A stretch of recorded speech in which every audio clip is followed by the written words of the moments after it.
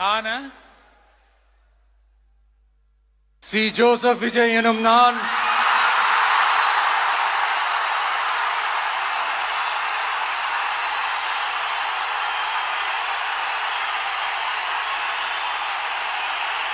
சட்டப்படி அமைக்கப்பெற்ற இந்திய அரசியல் அமைப்பின்பால் உண்மையான நம்பிக்கையும் மாறா பற்றும் கொண்டிருப்பேன் என்றும் இந்திய நாட்டின் ஒப்பில்லாத முழு முதல் ஆட்சியையும் ஒருமையையும் நிலை நிறுத்துவேன் என்றும் தமிழ்நாட்டு அரசின் முதலமைச்சராக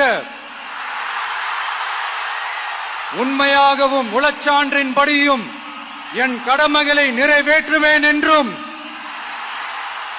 அரசியல் அமைப்பிற்கும் சட்டத்திற்கும் இணங்க அச்சமும் ஒருதலை சார்பும் இன்றி விருப்பு வெறுப்பை விலக்கி பலதரப்பட்ட மக்கள் அனைவருக்கும் நேர்மையானதை செய்வேன் என்றும் ஆண்டவன் மீது ஆணையிட்டு உறுதிமொழிகிறேன்.